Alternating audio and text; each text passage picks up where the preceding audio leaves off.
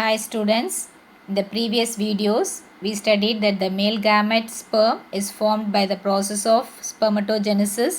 The female gamete ovum is formed by the process of oogenesis.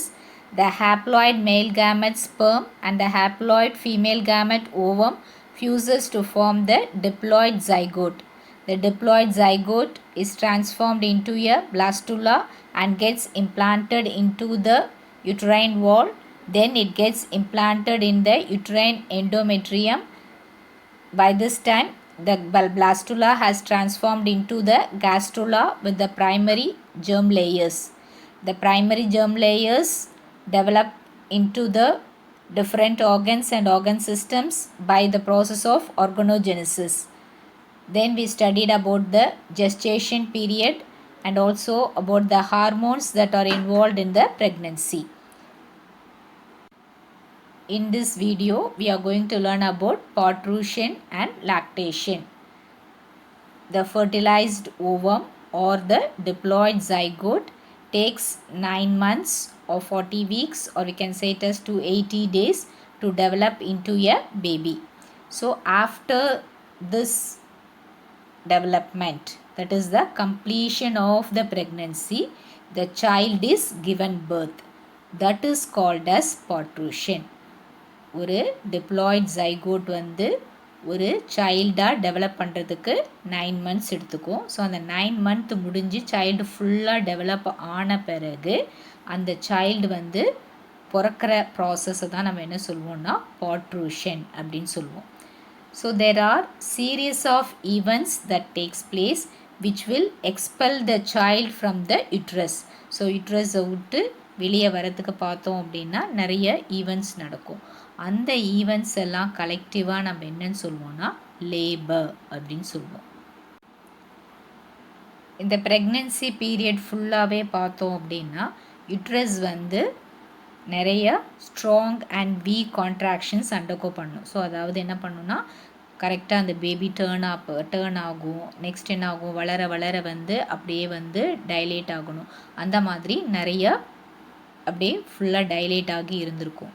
So once full development முடிஞ்ச பிறகு பார்த்தோம் அப்படின்னா கரெக்டாக வந்து பார்த்திங்கன்னா அது கொஞ்சம் வீக் அண்ட் ஸ்ட்ராங் கான்ட்ராக்ஷன்ஸை வந்து அண்டர்கோ பண்ணும். அதாவது சுருங்க ஆரம்பிக்கும் போது பார்த்தோம் அப்படின்னா அதை என்னன்னு சொல்லுவோம்னா நம்ம பாக்ஸ்டர் ஹிக்ஸ் கான்ட்ராக்ஷன்ஸ் அப்படின்னு சொல்லுவோம்.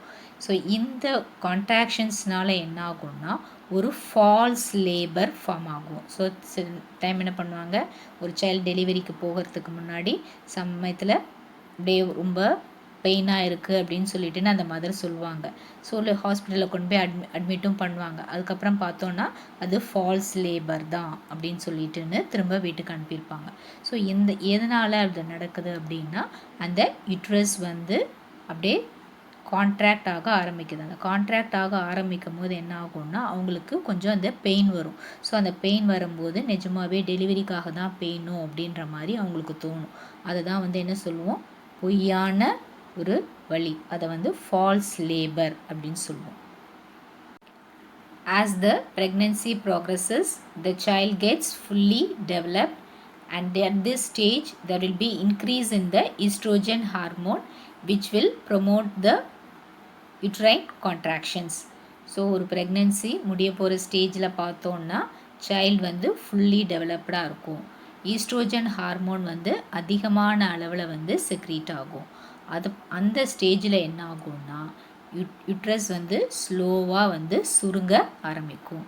ஸோ இந்த யுட்ரைன் கான்ட்ராக்ட் பண்ண ஆரம்பித்த உடனே என்ன ஆகும்னா இந்த ஃபீட்டஸ் உள்ளே இருக்கிற அந்த ஃபீட்டஸ் வந்து அப்படியே கரெக்டாக மோல்டாகி ஸ்லோவாக வந்து ஒரு டவுன்வர்ட் மூமெண்ட்டுக்கு வரும். அதாவது ஸ்லோவாக அதோடைய தலை வந்து வெஜைனாவை நோக்கி ஹெட் அப்சைட் டவுனாக வர ஆரம்பிக்கும். ஸோ இந்த மாதிரி யுட்ரஸ் வந்து கான்ட்ராக்ட் ஆகிறதுனால என்ன ஆகும்னா சர்விக்ஸும் வெஜைனல் கெனாலும் வந்து என்ன ஆகும்னா அப்படியே விரிய ஆரம்பிக்கும். So the cervix and the vaginal canal will be dilating as the uterus contracts. This will cause a neurohumoral reflex which is called as the fetal ejection reflex or the Ferguson reflex. So இந்த neuro humoral ரிஃப்ளெக்ஸ்னால என்ன ஆகும்னா foetus வந்து ஸ்லோவாக வந்து vaginal canal வழியாக வெளியே வர ஆரம்பிக்கும். அதனால் அதை ஃபீட்டல் எஜெக்ஷன் ரிஃப்ளெக்ஸ்ன்னு சொல்லுவோம். அதை ஃபர்ஸ்ட் வந்து ஃபெர்கூசன்றவர் தான் வந்து கண்டுபிடிச்சதுனால அதை ஃபெர்கூசன் ரிஃப்ளெக்ஸ் அப்படின்னு சொல்லுவோம்.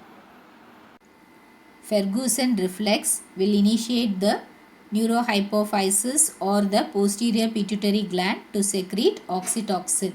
So this oxytocin hormone will cause the uterine muscles to contract powerfully.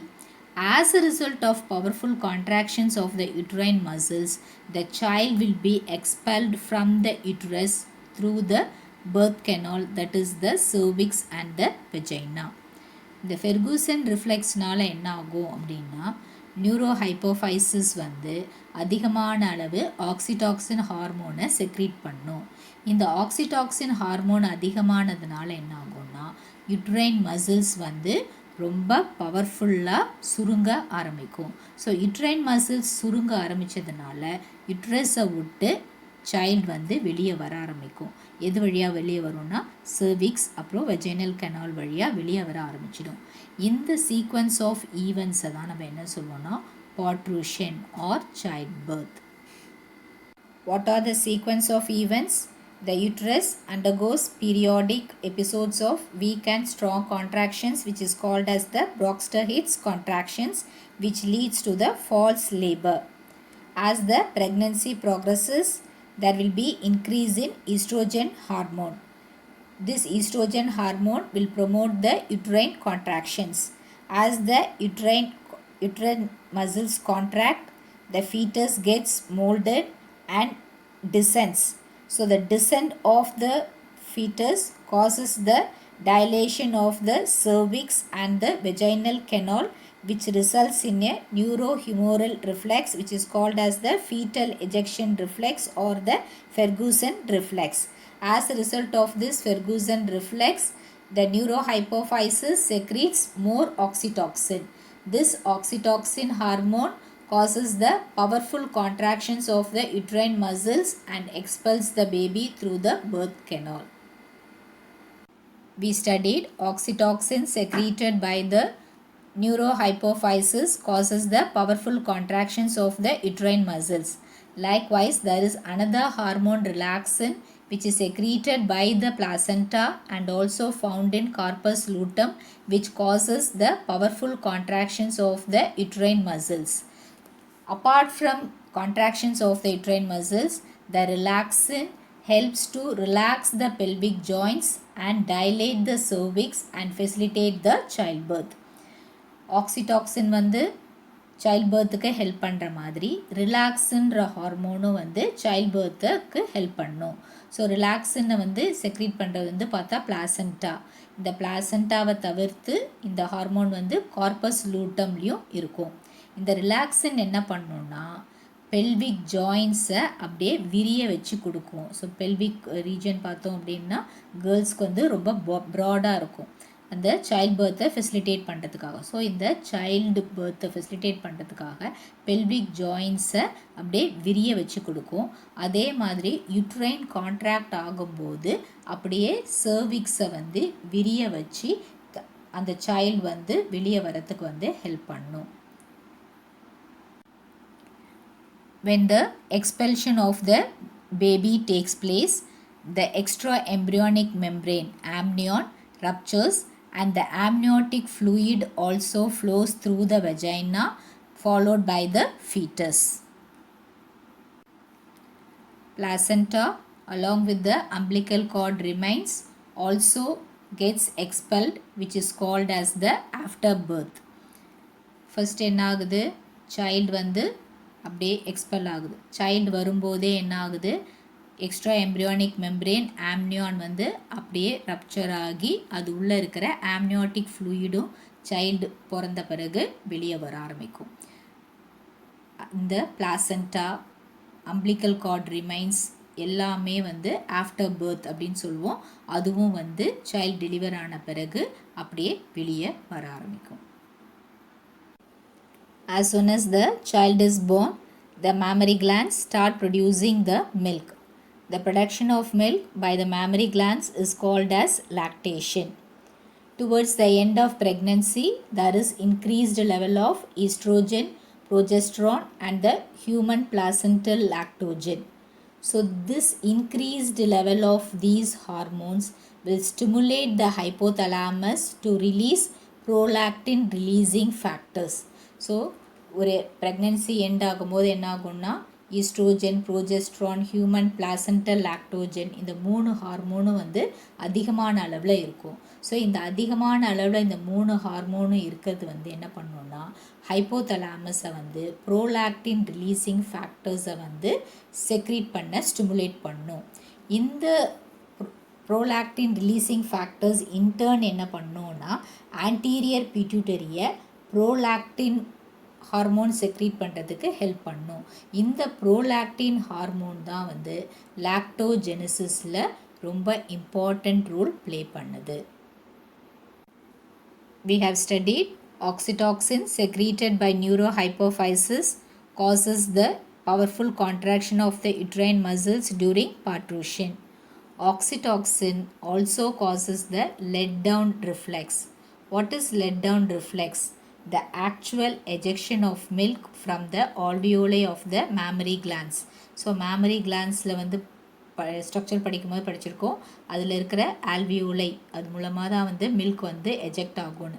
So இந்த எஜெக்ஷனுக்கு வந்து பார்த்தோன்னா ஆக்சிடாக்சின் தான் இம்பார்ட்டண்ட் ரோல் பண்ணுது. Apart from this during the lactation அதாவது மதர் மில்க் செக்ரீட் பண்ணும்போது பார்த்தோம் அப்படின்னா ஆக்சிடாக்சின் will stimulate the emptied uterus to contract and come to the original position. So oxytocin வந்து uterine muscles parturition அப்போ வந்து கான்ட்ராக்ட் பண்ணி கொடுக்கும். நெக்ஸ்ட் வந்து மில்க் செக்ரீஷனுக்கான லெட் டவுன் ரிஃப்ளெக்ஸை காஸ் பண்ணும். அப்புறம் மில்க் செக்ரீட் ஆகும் போது லாக்டேஷன் டைமில் என்ன பண்ணோன்னா ஆக்சிடாக்சின் வந்து ஃபஸ்ட்டு யூட்ரஸ் வந்து கான்ட்ராக்ட் பண்ணியிருக்குல்ல, கான்ட்ராக்ட் பண்ணிவிட்டு அப்போது ஃபர்ஸ்ட் வந்து இருக்கிற மாதிரி கொஞ்சம் சுருக்கம் இருக்கும். அந்த ப்ரீ ப்ரெக்னென்சி ஸ்டேஜ் ப்ரெக்னென்சிக்கு முன்னாடி எப்படி இருந்துச்சோ அதே மாதிரி யூட்ரஸை வந்து பழைய ஸ்டேஜுக்கு கொண்டு வரதுக்கு வந்து இந்த ஆக்சிடாக்சின் ஹார்மோன் வந்து ஹெல்ப் பண்ணும். In today's video, we studied about parturition and lactation.